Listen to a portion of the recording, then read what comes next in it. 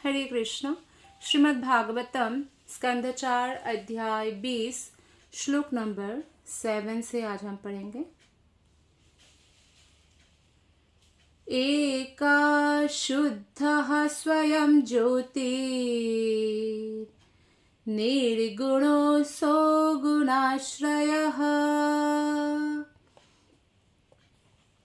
सर्वगुणावृतः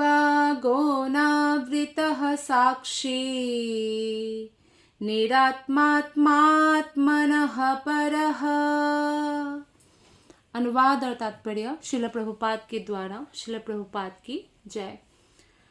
आत्मा एक शुद्ध, अभौतिक तथा स्वयं तेजोमय है। वह समस्त उत्तम गुणों का आगार एवं सर्वव्यापक है। वो किसी भौतिक आवरण से रहित और समस्त कार्यों का साक्षी है। वो अन्य जीवात्माओं से सर्वथा भिन्न तथा समस्त देहधारियों से परे है।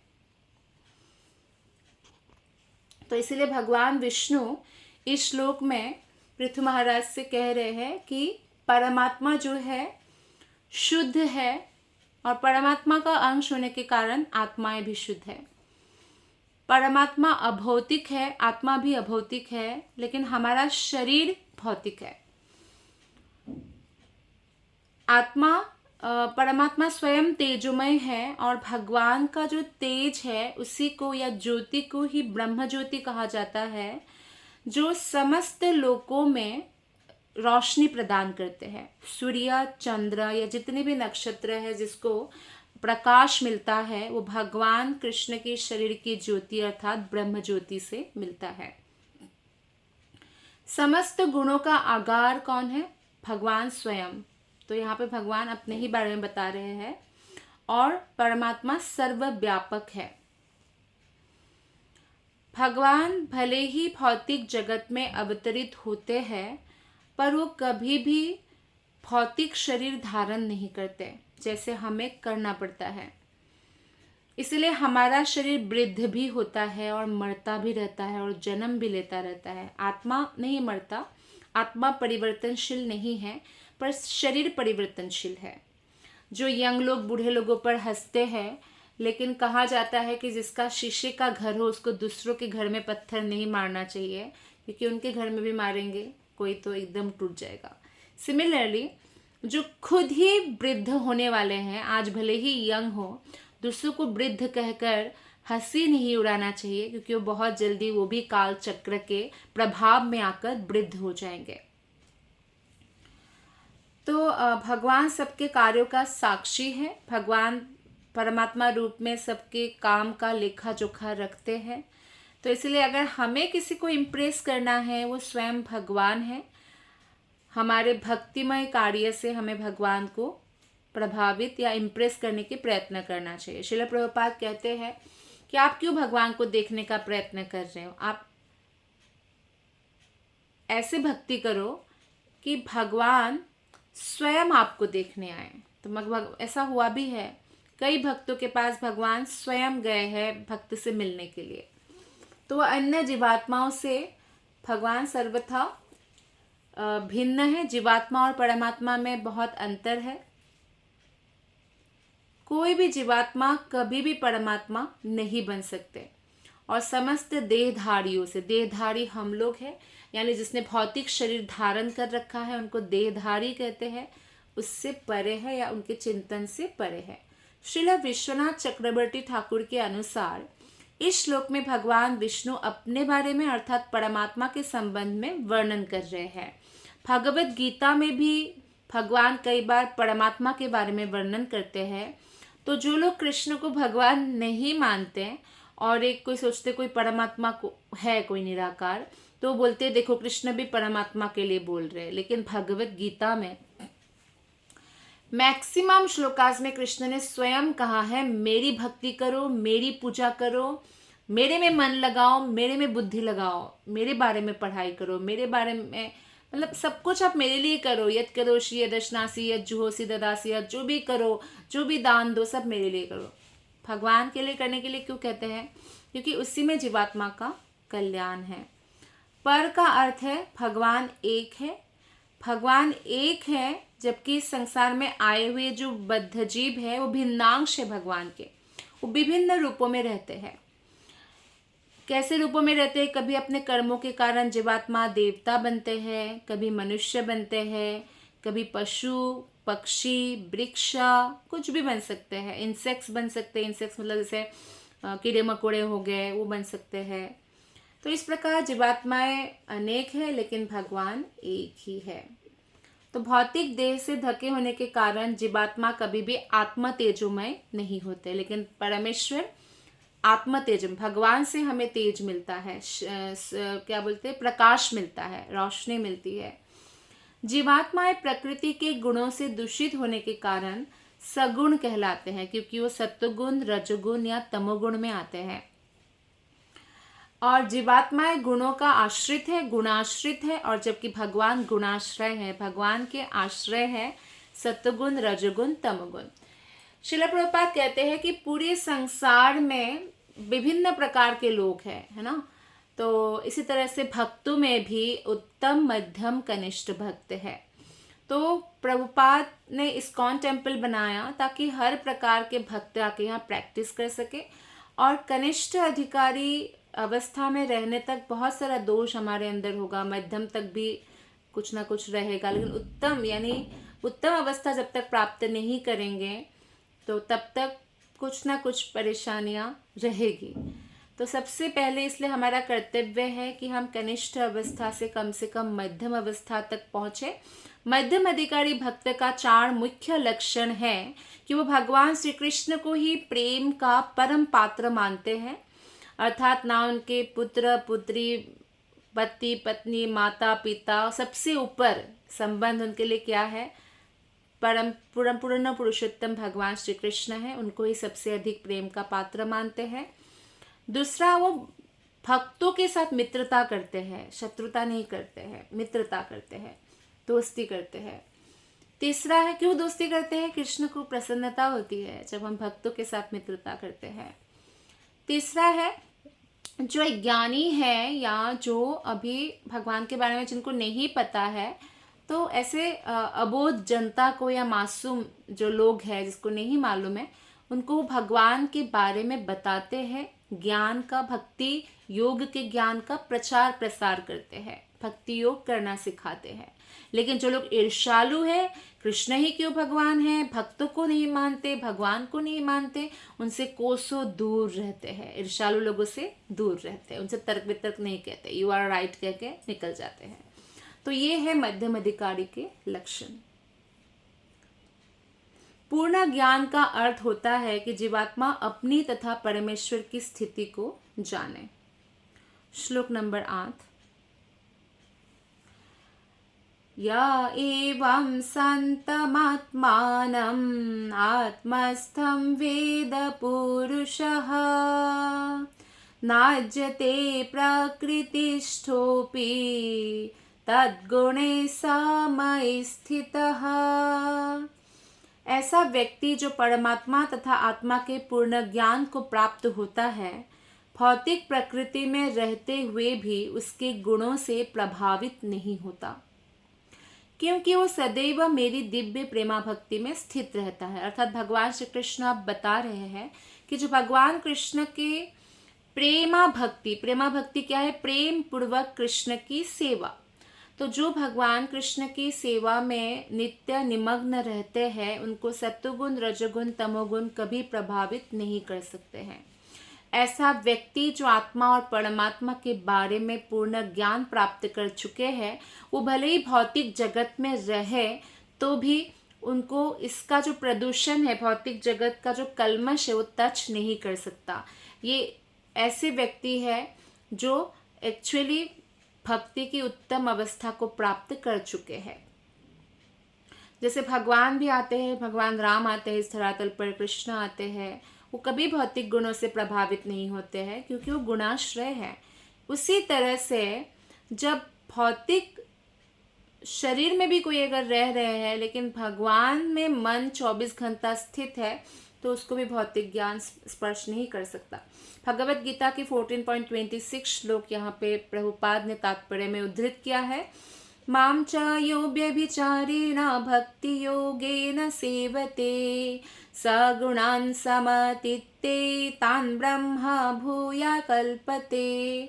जो पूर्ण रूप से मेरे अनन्य भक्ति योग में संलग्न है वो अविलंब त्रिगुणमय माया का उल्लंघन करके मुक्त हो जाता है। तो हमें अन्य कोई योगों से प्रभावित नहीं होना चाहिए, इम्प्रेस नहीं होना चाहिए, भले ही कितना ही आकर्षणीय लगे। क्यों ऐसा?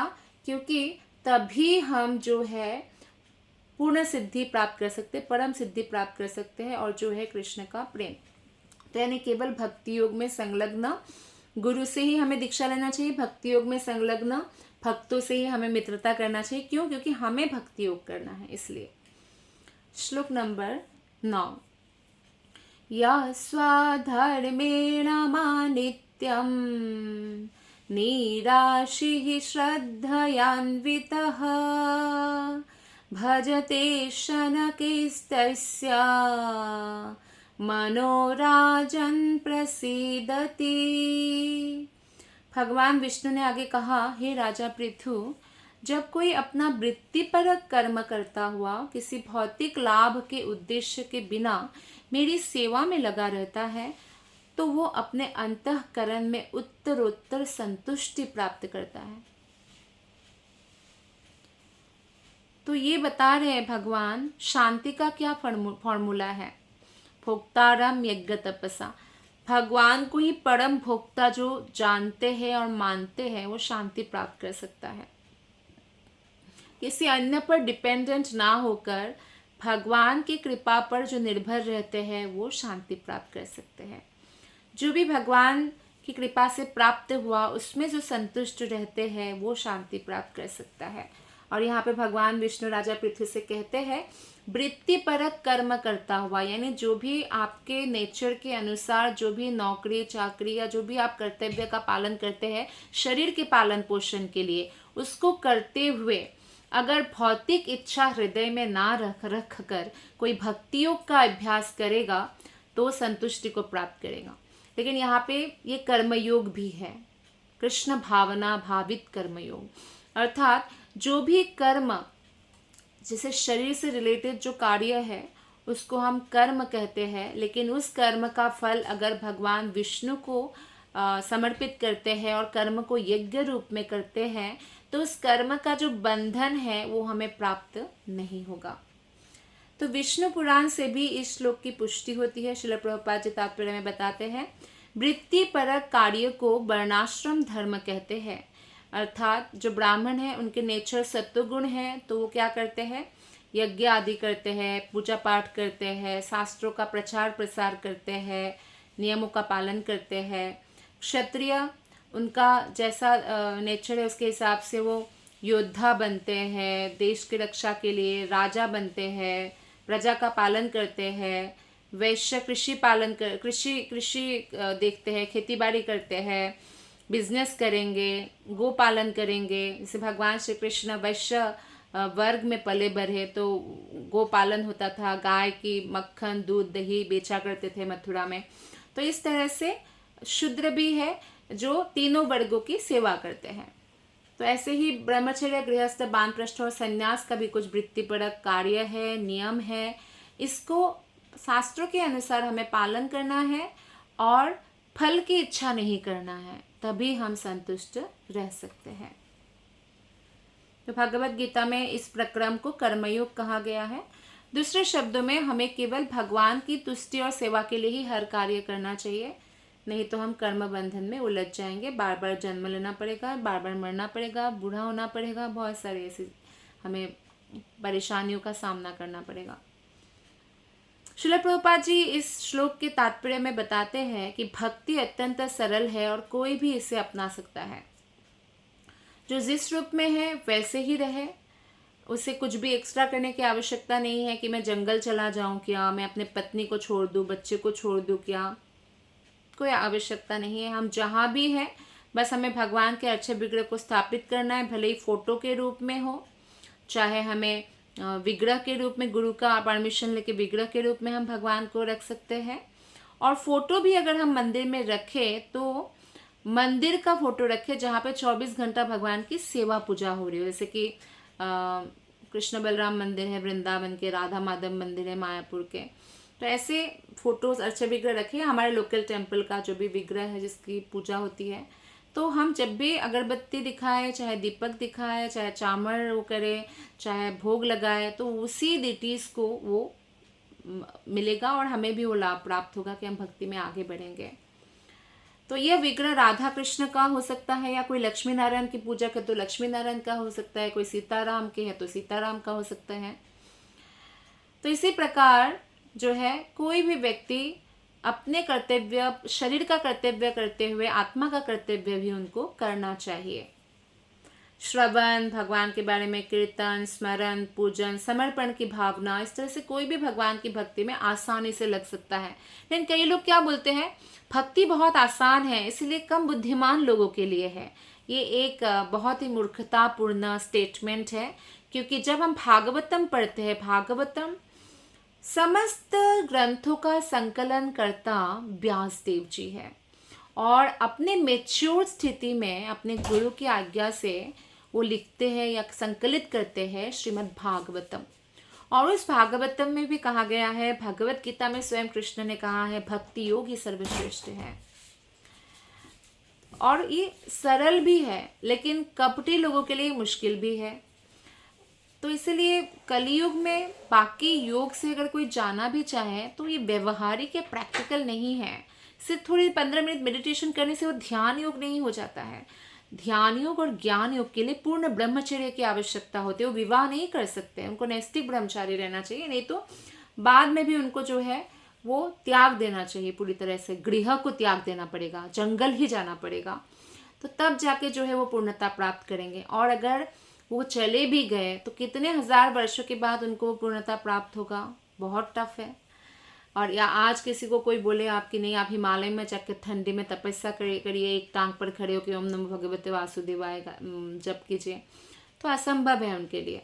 तो इसीलिए हम ये कह नहीं सकते हैं कि भक्ति योग आसान है तो इसलिए भक्ति योग कम बुद्धिमान, ऐसा नहीं है। भगवान ने क्या कहा वो इम्पोर्टेंट है। शास्त्र ने कहा है भक्ति योग सर्वश्रेष्ठ है, उसके बाद ध्यान योग है, उसके बाद ज्ञान योग है।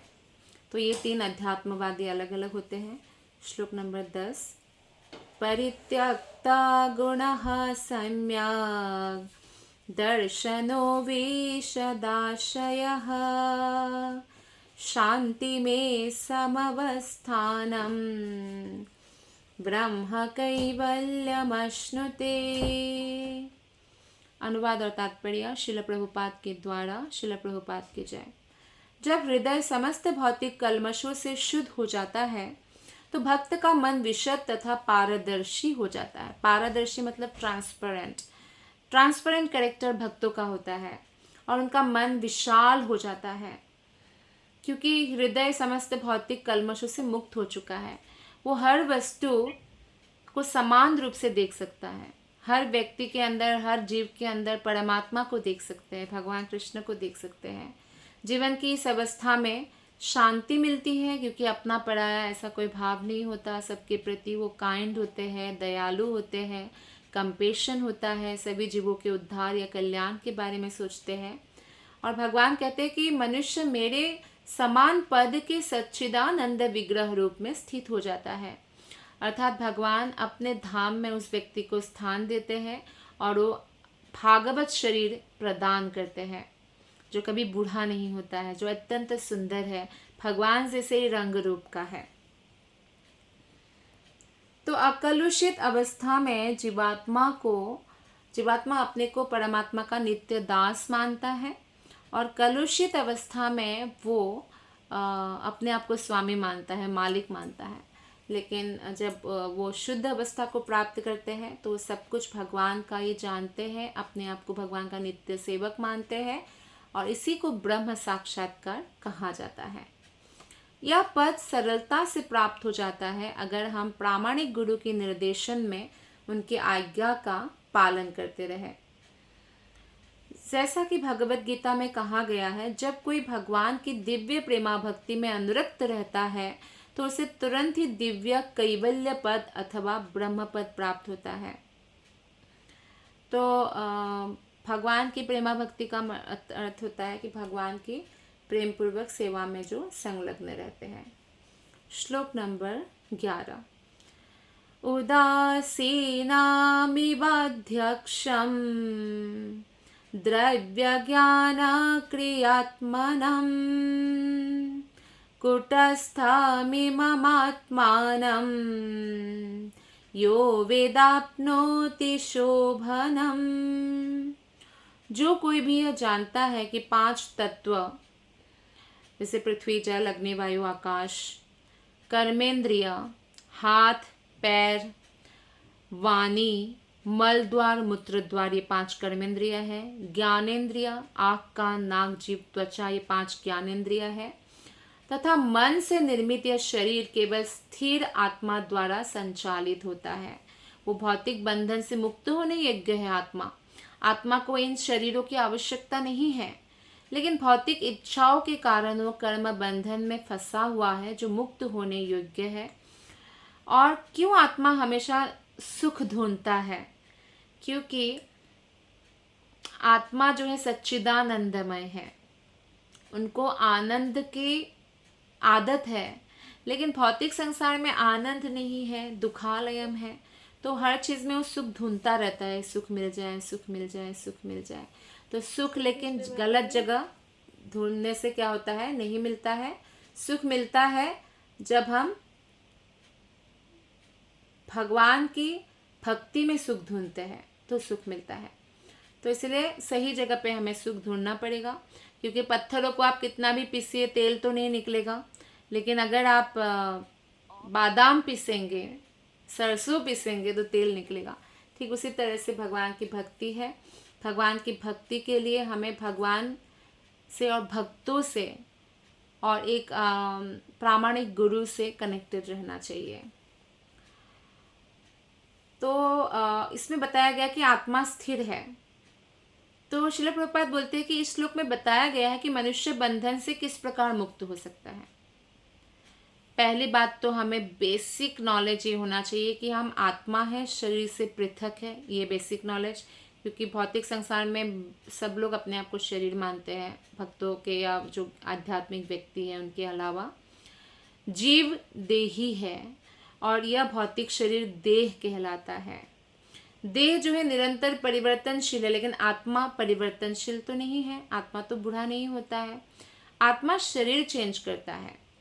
इसलिए आत्मा को स्थिर होने के कारण कुटस्थम कहा जाता है। देह में जो भी परिवर्तन होता है वो सत्वगुण, रजोगुण, तमोगुण की प्रतिक्रिया के फलस्वरूप होता है। और इसलिए आत्मा की स्थिति जिन्होंने भी सही सही जान लिया है वो इन सुख दुख से आने से विचलित नहीं होता। वो जानता है कि जैसे दिन रात आता है वैसे ही सुख दुख आता रहेगा और जाता रहेगा। तो भगवत गीता में भगवान ने कहा है कि शरीर पर तीनों गुणों की प्रतिक्रिया से ही सुख दुख आता जाता रहता है। और अर्जुन को भी कृष्ण कहते हैं मात्रा स्पर्शास्तु कौन्तेय, मतलब स्पर्श तो होगा लेकिन सुख दुख को हमें सहन करना पड़ेगा। गर्मी सर्दी को जैसे हम सहन करते हैं, तो ये सहन करना ही तपस्या है, सहन करते हुए भक्ति करते रहना। तो इसलिए मनुष्य को इन 8 तत्वों की क्रिया प्रतिक्रिया से विचलित नहीं होना चाहिए। एक तो 5 तत्व हुए, पृथ्वी, जल, अग्नि, वायु, आकाश, जिससे हमारा ये स्थूल शरीर बना है। इसके अंदर जो सूक्ष्म शरीर है मन, बुद्धि, अहंकार से बना है, ये हो गया 8 तत्व। तो अगर हम अनासक्ति की अवस्था को प्राप्त करना चाहते हैं कि भगवान पर हमारी आसक्ति बढ़े, भौतिक संसार से आसक्ति घटे, तो भक्तिमय विधि का पालन करना पड़ेगा। भक्ति योग, जिसके बारे में भगवान कृष्ण ने भगवत गीता में और श्रीमद् भागवतम में बताया है, उसको हमें फॉलो करना पड़ेगा। श्रीमद् भागवतम अमल पुराण है, क्योंकि इसमें कोई भी जो है धर्म, अर्थ, काम, मोक्ष इन सब के बारे में नहीं बोला गया है।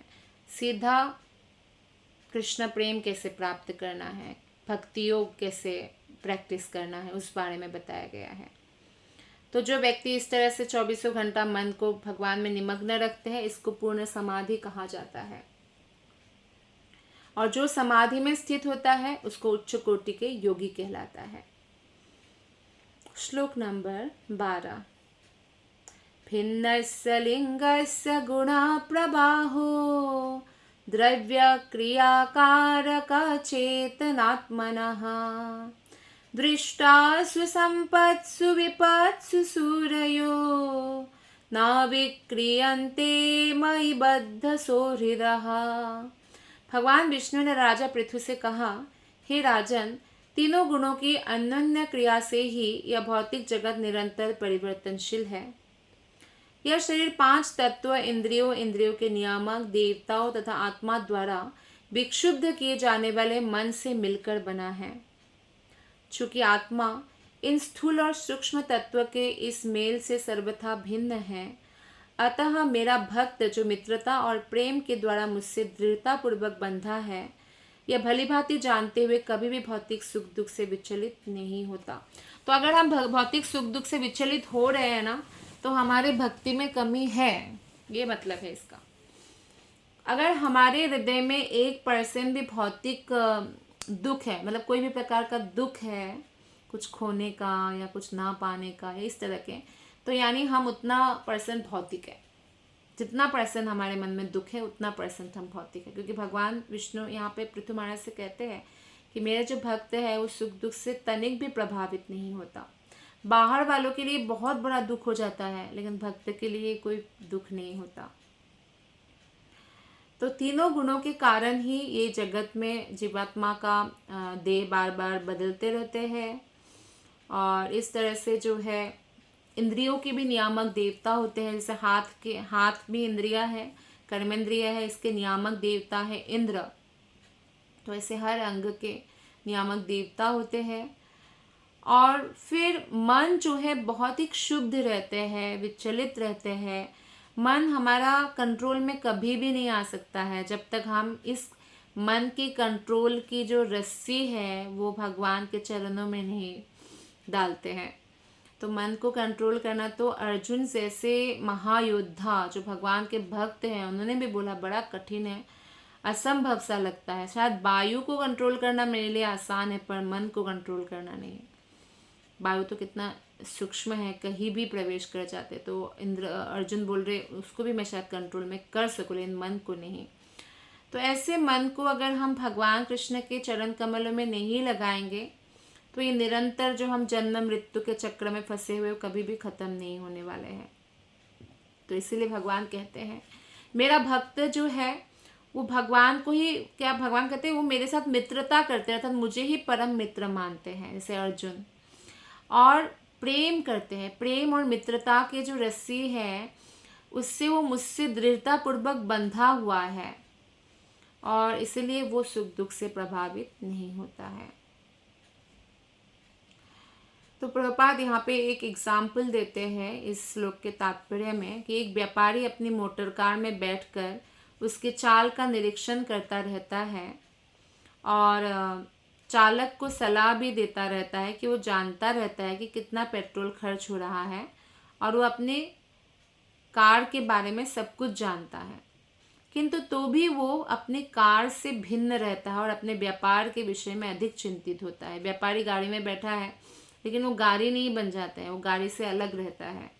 जैसे कि आत्मा शरीर में है पर वो शरीर नहीं है, आत्मा अलग है, शरीर अलग है। शरीर का खाना आपका नॉर्मल दाल चावल रोटी सब्जी ये सब है, आत्मा का खाना हरि नाम है, हरे कृष्ण कृष्ण कृष्ण हरे हरे, हरे राम राम राम हरे हरे। जितना ही हम इस महामंत्र का जप करेंगे ध्यान पूर्वक उतना ही हम आत्मा के लेवल में स्थित हो जाएंगे।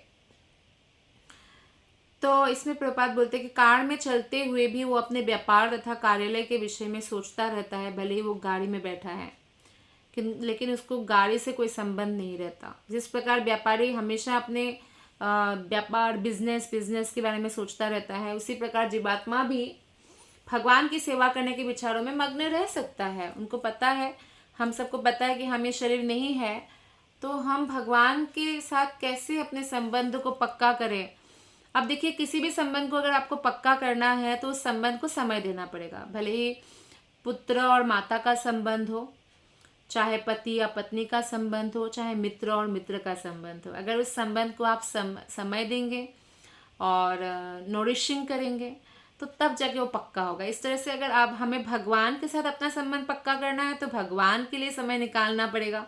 ये नहीं कह सकते हमारे पास समय नहीं है। तो श्रील प्रभुपाद ने इसलिए इस्कॉन में जो दीक्षा लेते हैं उनके लिए तो ये कंपलसरी कर दिया है कि हरे कृष्ण महामंत्र का 16 माला तो आपको जप करना ही है रोज। ये जो हरे कृष्ण महामंत्र का 16 माला जप करते हैं ना, ये भगवान के साथ क्या है, कनेक्शन है, संबंध को बढ़ाते हैं, जिससे कि हम धीरे धीरे मुक्त अवस्था को प्राप्त करते हैं, नित्य मुक्त और नित्य बद्ध जीव होते हैं। तो नित्य मुक्त व्यक्ति हमेशा कृष्ण के, भले ही वो बाहर से कुछ भी कर रहे हो, लेकिन अंदर हमेशा कृष्ण के विचारों में वो निमग्न रहता है। तो यहाँ पे बद्ध सौहृदा शब्द का प्रयोग विशेष प्रयोजन से हुआ है इस श्लोक में। कर्मी ज्ञानी या योगी जनों को भक्ति में नहीं बांधा जा सकता। कर्मी जन क्या करते हैं, कर्मी मतलब जो शरीर के काम में ही व्यस्त रहते हैं, वो मुझे ये करूँ तो ये मिले, वो करूँ तो वो मिले, वो जीवन के लक्ष्य से उसको कुछ नहीं लेना देना। उसके जीवन का लक्ष्य है कि मुझे शरीर को और सुविधाएं देना है और फैसिलिटीज़ चाहिए मुझे, कैसे मुझे और धन मिले, इस तरह की कर्मी लोगों का वो है, लक्ष्य है। ज्ञानी लोग दार्शनिक चिंतन द्वारा बंधन से छूटना चाहते हैं, लेकिन तो उन्हें मुक्ति पद प्राप्त नहीं होता। भगवान के चरण कमलों की शरण नहीं ग्रहण करने के कारण वो अगर ब्रह्म ज्योति में भी चला जाता है ना, कोई भी मान लीजिए इतना उन्होंने कुछ कर लिया, ब्रह्म ज्योति में चले गए, लेकिन जैसे ही वो निष्क्रिय से सक्रिय अवस्था, यानी उनके मन में इच्छा हुई सेवा की, क्योंकि आत्मा तो सक्रिय है ना, निष्क्रिय नहीं रह सकता है, तुरंत वो नीचे गिर जाता है। और कई बार ऐसा होता है कि ज्ञान योगी, क्योंकि ज्ञान योग में रस नहीं है, तो क्या होता है, वो समाज सेवा के कार्य में लग जाते हैं, आध्यात्मिक जो प्रैक्टिस है वो पूरी तरह से छोड़ देते हैं। समाज सेवा के कार्य करके वो सुख पाना चाहते हैं, लेकिन समाज की अगर सेवा करते भी है और उसमें अगर सिर्फ शरीर की सेवा कर रहे हैं लोगों की, तो वो भौतिक लेवल है। सबको उद्धार करने का, जैसे प्रभुपाद ने सबको उद्धार के लिए कार्य किया है, वो आध्यात्मिक लेवल है। और योगियों में भी देहात्म बुद्धि होते हुए मानते हैं धारणा, आसन, प्राणायाम, इसके द्वारा वे आध्यात्मिक लाभ प्राप्त कर सकते हैं, लेकिन ये सब कार्य मन को कंट्रोल करने के लिए है। इसलिए भक्त की स्थिति सदैव दिव्य होती है। भले ही भक्त अभी भी जुड़ा हो, लेकिन वो कृष्ण से डायरेक्ट जुड़ जाते हैं, इसलिए दिव्य होती है। और धीरे धीरे उनका संबंध अत्यंत घनिष्ठ होता जाता है और वो कर्म के फलों से हमेशा मुक्त हो जाते हैं, भगवान की सेवा में संलग्न रहने के कारण। श्लोक नंबर 13। समः समानोत्तम मध्यमाधमः सुखे च दुःखे च जितेन्द्रियाश्रयः मयोपकीर्ताखिललोकसंयुतो विधत्स्व वीराखिललोकरक्षणम्। आगे भगवान विष्णु पृथु महाराज से कहते हैं, अब उनके यज्ञ में भगवान प्रकट हुए हैं और समस्त देवतागण भी उनके साथ आए हैं। तो भगवान के कथन सुनने के लिए भी पृथु महाराज बहुत उत्सुक है। तो भगवान उनको आशीष वचन दे रहे हैं और बता रहे हैं कि हे वीर राजा, स्वयं संभाव रखते हुए अपने से उत्तम, मध्यम और निम्न स्तर के लोगों पर समानता का व्यवहार करो, है ना। तो संभाव रखने के लिए भगवान हमें उपदेश देते हैं। तो इस श्लोक में भगवान ये चाहते हैं कि संभाव रखे, संभाव रखते हुए अपने से जो उत्तम है व्यक्ति है, कोई मध्यम में है, कोई निम्न स्तर है, सबके साथ समानता का व्यवहार करे। क्षणिक सुख या दुख से कोई विचलित ना हो। पृथु महाराज को बोल रहे, बड़े हमारे लिए भी है कि हम ये जो सुख के बाद दुख आएगा, दुख के बाद सुख आएगा, ये क्षणिक होता है। हालांकि भौतिक संसार में वो बहुत लंबा भी लगता है, क्योंकि हम लोग मनुष्य है और बद्ध अवस्था में ऐसा होता है, लेकिन ये क्षणिक ही होता है। एक बार बीरबल को उनके राजा ने बोला कि ठीक है, बताओ कुछ ऐसा कुछ लिख के दो ऐसा कुछ करो कि मुझे वो देख के हमेशा खुशी हो मुझे। तो दुख के समय वो देखूँ तो मैं मुझे खुशी हो। तो बीरबल लिख के देते हैं कि ये समय निकल जाएगा, इस तरह से। तो अपने मन और इंद्रियों पर पूर्ण संयम रखो, पृथु महाराज को कहते हैं भगवान विष्णु। अर्थात हमें भी अपने मन और इंद्रियों पर पूर्ण संयम रखना चाहिए। कहते हैं कि मेरी व्यवस्था से तुम जिस किसी भी परिस्थिति में रखे जाओ, उस दिव्य स्थिति में रहकर राजा का कर्तव्य निभाओ। यानी हमें जो भी कर्तव्य प्रदान किया है, वृत्तिपरक कर्म है, उसको भी हमें भगवान के प्रति समर्पित होकर करना चाहिए। जैसे कि अर्जुन को भी यही उपदेश दिया था कृष्ण ने कुरुक्षेत्र में कि मेरा स्मरण करते हुए युद्ध करो, मत परायण बनो, है ना। इस तरह से भगवान ने अर्जुन को बताया, कर्तव्य का पालन करने के लिए बोला, जो शरीर का भी कर्तव्य है। आगे बताते हैं कि राजा के रूप में क्या कर्तव्य है पृथु महाराज का। किंतु तुम्हारा एकमात्र कर्तव्य अपने राज्य के नागरिकों को संरक्षण प्रदान करना है। तो राजा का कर्तव्य होता है अपने प्रजा का रक्षा करना। तो ये उपदेश भगवान देते हैं। तो यहाँ पर साक्षात भगवान विष्णु से आदेश प्राप्त करने का उदाहरण मिलता है। जिस तरह से आपने देखिए, जैसे कि जो बुद्धिमान सास होती है, जो नई नवेली बहू उनके घर आती है, तो बहू को वो डायरेक्टली नहीं बोलती है रूल्स रेगुलेशंस, वो इनडायरेक्टली बोलती है अपनी बेटी के माध्यम से कि नहीं, हम लोग ये कार्य नहीं करते हैं, हम लोग हमारे घर में ऐसा करते हैं, तो तुझे भी ऐसा करना चाहिए। लेकिन बहू को डायरेक्ट नहीं बोलते हैं, क्योंकि बहू के साथ उनका संबंध उतना पक्का नहीं है जितना बेटी के साथ है। ऐसे ही भगवान का भक्त है पृथु महाराज, और भगवान विष्णु अपने या कृष्ण अपने भक्तों के माध्यम से ही सबको मैसेज देते हैं, क्योंकि भक्त के साथ भगवान का जो है वो बहुत स्ट्रॉन्ग है कनेक्शंस। तो ये भी पृथु महाराज को जो भी भगवान बोल रहे हैं वो हमारे ही शिक्षा के लिए है। तो मनुष्य को भगवान विष्णु के आदेश का पालन करना होता है, और गुरु के माध्यम से भी भगवान का आदेश हमें प्राप्त होता है। जैसे कि अर्जुन को तो प्रत्यक्ष आदेश मिला था जब वो युद्ध क्षेत्र में थे। श्री विश्वनाथ चक्रवर्ती ठाकुर कहते हैं कि मनुष्य को इसकी तनिक भी परवाह नहीं करनी चाहिए कि वो मुक्त हो रहा है कि नहीं हो रहा है, क्या हो रहा है। उनको बस एक ही में ध्यान देना है कि अपने जो प्रामाणिक गुरु है, जो कृष्ण के शुद्ध भक्त है, उनके आज्ञा का, आदेशों का पालन करना चाहिए, क्योंकि अपने गुरु से प्रत्यक्ष रूप से प्राप्त आदेशों का सहज भाव से पालन करने वाला ही भक्ति में सफल होता है। यदि कोई अपना कर्तव्य बहुत अच्छा निभा रहे हैं, है ना, ब्राह्मण, क्षत्रिय, वैश्य, शूद्र या गृहस्थ रूप में, ब्रह्मचारी रूप में, वानप्रस्थ या सन्यासी रूप में, लेकिन भक्ति नहीं कर रहा है, तो उससे कुछ नहीं प्राप्त होगा। लेकिन कोई अगर भक्ति कर रहे हैं और बाकी कर्तव्य भी पालन कर रहे हैं, तो वो भगवान विष्णु को प्रसन्न करते हैं। तो भगवान विष्णु ने पृथु महाराज को ऐसा नहीं बोला कि तुम राजा बन के ये कार्य करो, बोला कि मत परायण होकर करो, दिव्य स्थिति में रहकर करो। तो पृथु महाराज को राजा के रूप में दैहिक कार्यों से अपने आप को बिलक रखने और सदैव भगवान की सेवा में संलग्न रहकर मुक्त पद पर स्थित रहने का आदेश दिया, क्योंकि मुक्त राजा ही प्रजा को भी बद्ध जीवन से मुक्त कर सकता है। यही कारण था कि भगवान ने महाभारत का युद्ध करवाया, ताकि मुक्त या दिव्य स्थिति में स्थित जो है युधिष्ठिर महाराज को राजा बना पाए पृथ्वी का। तो भगवान इतने दयालु हैं कि हृदय से परमात्मा के रूप में हमें निर्देश देते हैं, और बाहर से वो करुणा अवतार लेकर गुरु रूप में आते हैं। तो जो गुरु को कृष्ण से भिन्न मानते हैं वो अपराध है, या गुरु को साधारण मनुष्य मानते हैं तो उसको नरक जाना पड़ता है, ऐसा शास्त्र का कथन है। तो पहले तो है कि हमें प्रामाणिक गुरु मिल जाए, और प्रामाणिक गुरु मिल जाए तो उनको कृष्ण से अभिन्न समझे। भागवत में 11.17.27 श्लोक में भगवान कहते हैं, आचार्यम माम विजानीयात नावमन्येत कर्हिचित्। गुरु को सामान्य मानव नहीं मानना चाहिए, क्योंकि वह भगवान का प्रतिनिधि होता है। मनुष्य को चाहिए कि गुरु को भगवान समझे और इससे ना तो कभी द्वेष करे, ना उसे सामान्य मनुष्य समझे।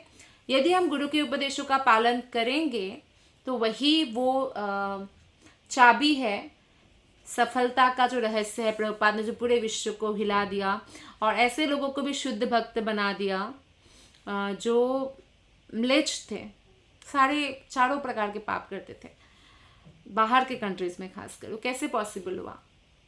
केवल उनके गुरु की कृपा से। वो बोलते हैं कि यही सफलता का रहस्य है कि मैंने अपने गुरु की आज्ञा को पालन किया, और गुरु की समाधि में जाने के बाद या भौतिक शरीर छोड़ने के बाद भी, भौतिक तो होता नहीं फिर भी, जब उन्होंने इस धरातल से विदा लिया तब भी वो गुरु से हमेशा कनेक्टेड रही। ये कैसे संभव है?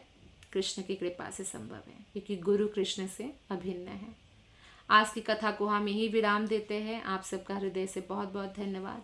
हरे कृष्ण।